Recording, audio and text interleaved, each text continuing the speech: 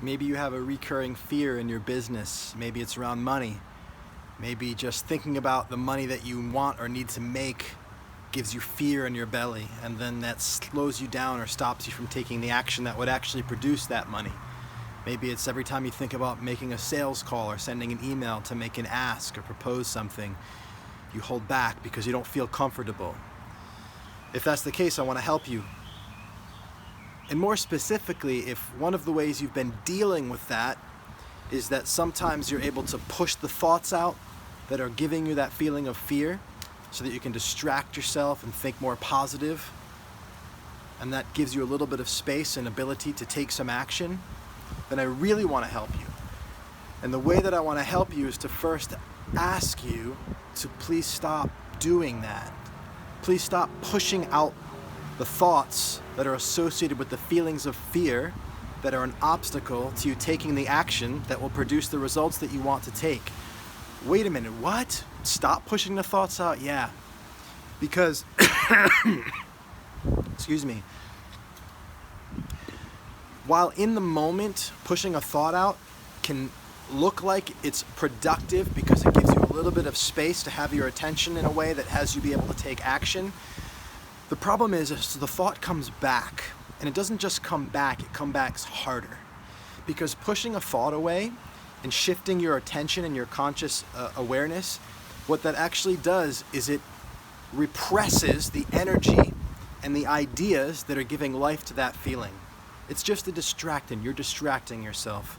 And there's no place that you can see this more boldly and brightly and certainly and clearly than with a child. If you're a parent and you have a kid, a toddler, like I have, who has a tantrum and who is really upset, if you then raise your voice or you set some kind of rule or you make it not okay that he expresses that emotion in that moment, or she, they may stop out of fear for something to happen. You might take their toy away or whatever, so they'll stop expressing the emotion. But that doesn't make it go away. You know that it's just going to come back later, and it's going to come back bigger in some more nasty way. They're going to hit or bite or scratch, or is going to have a complete, even bigger tantrum. So it's just a distraction. In the same way that you can do that with a toddler by pushing a thought out on a smaller version internally with the toddler of ourself, we're doing that. And on a more neurological level, you're not actually releasing any of the neural patterning that is associated with that feeling. You're just shifting your conscious attention away from it, and it's just acting as if it's not there, but it is still there. And next time you start to think about money, it's going to come back, and it's going to come back stronger because you've remembered it. And every time you remember something, you remember it, you actually rebuild it. Neurologically, remembering something is a creation of protein synthesis. It actually creates more neurons. So every time you experience it through remembering it, you actually make it bigger and stronger. So repressing isn't just distracting, it's actually creating more of the energy of the fear in the first place. And so you don't want to push away a thought, you don't want to repress it. So what do you want to do? Well, I've been learning this both through my own practice, but also through being a parent. So I'm going to talk about both situations, internally and externally, and hopefully that will help you to understand the distinction of releasing versus repressing. So my friend Teo works with wolves. He's got a wolf sanctuary, and he's also got a little girl around the same age as my son. And we were talking about parenting when our kid gets really upset. And he was saying he does with his daughter the same thing that he does with the wolves. Now, when a wolf is really upset, you can't really talk to them. You can't tell them you're going to take away their toy. You can't try to explain to them that they don't need to be upset. You really only have tactile, kinesthetic relating, and maybe some visual, but mostly touch. And so he just rubs and strokes their back and holds them, right? And so it's that experience of being held and being felt to be safe that calms the wolf down. And he does that same thing with his daughter. He puts his hand on her chest and her back, he just rubs her and just gives her the experience of being held and feeling safe, without having to explain or have an intellectual conversation. And as she starts to feel more safe and relaxed, her body calms down, her mind can start to calm down too. And I've taken that on, and I do it with my son. I don't try to talk him down from tantrums anymore. I just try to relax him with my body. Incidentally, there's a really interesting modality of healing and that called havening, which I've learned about in a book called The Past is Always Present, written by a neuroscientist. And he did a bunch of research on different modalities of healing, like tapping and different types of things, about how they actually really work on a neurological level, and what he found is that the experience of being touched is a deep-seated primal trigger for us to know, or association for us to know that we're safe and that we're okay. Because think about it, how often are we touched in a gentle way when there's risk? No, it's typically a sign, if we're being held, that we're safe and we're protected and everything's okay. And so because we have that deep primal association, touch can create the experience that we're okay. And that's what the body wants when it's got fear. It wants to know that it's okay and not in danger. And so touch can do that when you're working with another person. But how can you do it with yourself? Yes, touch can work. That's what havening is all about. You can touch yourself and you can actually start to feel more calm and relaxed. And but what I want to talk about today is, I want to use that more as a metaphor, the touch, and talk about another process that you can use internally with your own experience of fear. Because like here's a place that I've been practicing it. Let's take it out of business and out of parenting for a second. So when I fly, I don't have a real serious fear of flying at all. I mean, I get on planes happily, freely, but when the plane takes off, I notice that takeoff, I get a little bit of butterfly in my belly. So like, what is this thing, this huge tank of metal going up into the sky? Does this really make sense? Is this really gonna work?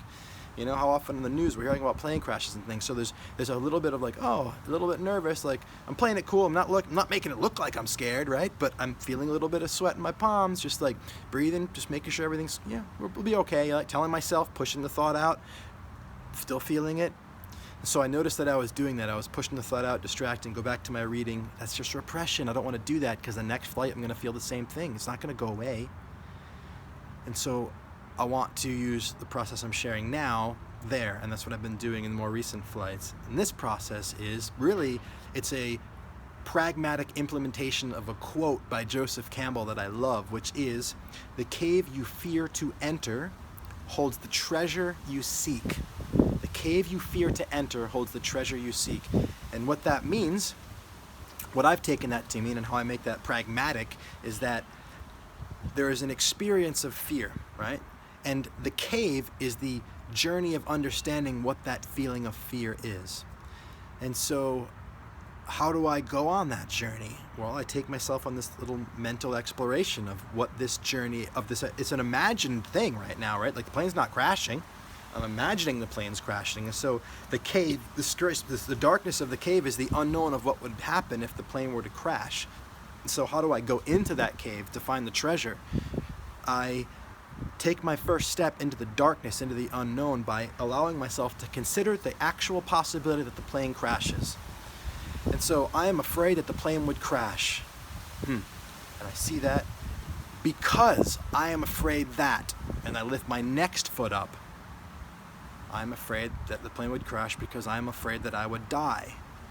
Okay, well, what would happen next? So each step is a happening. And how I get to each new step is I continue the thread by inserting that sentence stem phrase in again. So I'm afraid the plane would crash because I am afraid that I would die, because I am afraid that, sit with it, see what's there.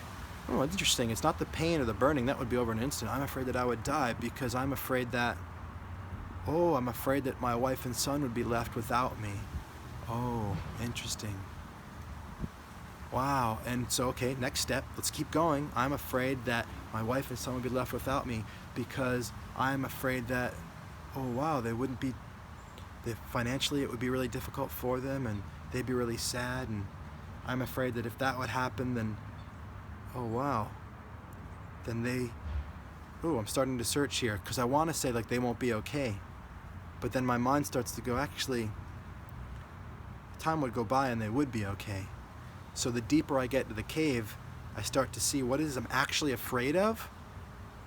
And the deeper I go and the more I get specific about what I'm actually afraid of, the more I come to this end in the cave where there's this light. There's light, and all of a sudden, all the things I think of, which is at the core of it, is that I'm afraid that I'm not going to be okay, or I'm afraid that the people I love are not going to be okay. But as I go closer to it, I find out that actually everybody is going to be okay. Everybody is going to be okay. And that light, that's the treasure. The treasure is finding out that when I actually go into it and actually look at the reality of what might happen, in the end, everybody's either going to be dead, which actually means they're okay because you can't not be okay when you're dead because it's done, or you're going to be alive and things will work out and you'll be okay. Everything stabilizes, right? Life returns. It will look different than the plans that I have, than they have, but it will be okay. And so as you move through the cave of happenings, you actually come to a place where you know that everything is actually going to be okay. It might be different, but it's going to be okay. And the challenge is staying with this inquiry of the next step, the next step, the next step. Because the paradox is, the deeper you go into the cave, the more scary it is, because the further you are from the entrance, and oh my God, what if I don't find the light in here? Now I'm just in this, and the bear's gonna get me or whatever. But if you stay and you keep going and you have the courage to pursue that inquiry, you will find out that at the end of the day, everybody is going to be okay, and you are going to be okay, and you are okay. And it's the same thing as that stroke on the back and you're okay, you're okay. So this journey into the cave to find the treasure you find is that you're safe and that you're okay. And that moment that you discover that you are okay, that actually releases the fear that you were feeling in the first place, which is very different than repressing it by pushing it out.